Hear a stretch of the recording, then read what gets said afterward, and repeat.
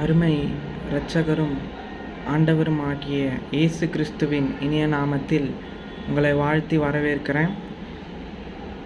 அநேக நாட்களுக்கு பிறகு மீண்டும் இந்த வீடியோ மூலமாக சந்திப்பதில் மிக்க மகிழ்ச்சி. இன்றைய தினத்தில் உங்களோட நான் ஒரு சின்ன வேத வசனத்தோடு ஆரம்பிக்கலாம்னு இருக்கிறேன். சங்கீதம் 62வது அதிகாரம் 1வது வசனம்.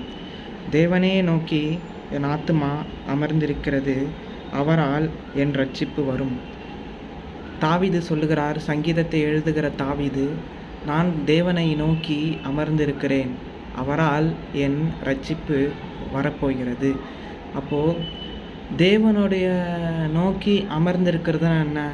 தேவனுடைய சமூகத்தில் ஆண்டவருக்குள் அவரை நம்ம கடவுளோடு நெருங்கி இருக்கிற ஒரு அனுபவம் தான் தாவீது சொல்கிறார். நான் தேவனை நோக்கி அமர்ந்திருக்கிறேன், அவரால் என் இரட்சிப்பு வரும். இரட்சிப்பு என்று சொல்லும் பொழுது வெறும் காப்பாற்றப்படுவது மாத்திரமல்ல இரட்சிப்பு என்கிற அர்த்தம். அந்த இரட்சிப்பு என்கிற வார்த்தைக்கு நிறைய அர்த்தங்கள் உண்டு. பாவத்தில் இருந்து, பிசாசுக்கிட்ட இருந்து விடுதலை தருவது இரட்சிப்பு.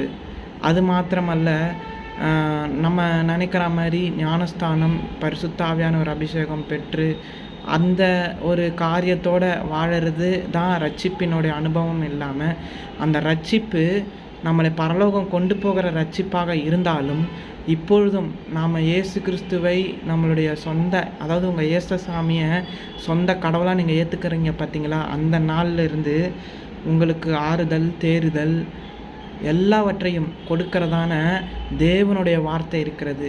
அப்போது தேவனுடைய வார்த்தை அது எப்படி சொல்ல, அந்த ரட்சிப்புக்கு இன்னொரு வார்த்தை பார்த்திங்கன்னா மருந்துன்னு சொல்லலாம். அப்போது அந்த ரட்சிப்பாகிய இயேசு கிறிஸ்து, ஏசப்பாவுக்கு இன்னொரு பேர் இருக்குது. அந்த பேருக்கு அவர் ரட்சிப்பு.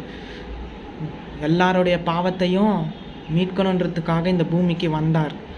இயேசு என்கிறதுக்கு இன்னொரு அர்த்தம் பார்த்திங்கன்னா ரட்சிப்பு.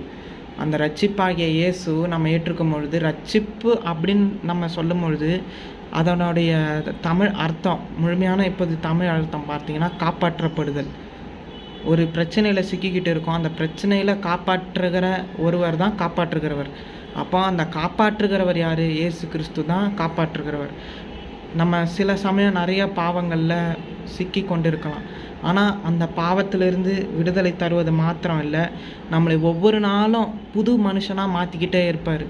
ஒவ்வொரு நாளும் ஒரு பைபிளில் ஒரு வசனம் கூட இருக்குது, உள்ளான மனிதன் நாளுக்கு நாள் புதிதாக்கப்படுகின்ற வேலை இது, அதி சீக்கிரத்தில் நீங்கிவிடும் இந்த லேசான உபத்திரவம்.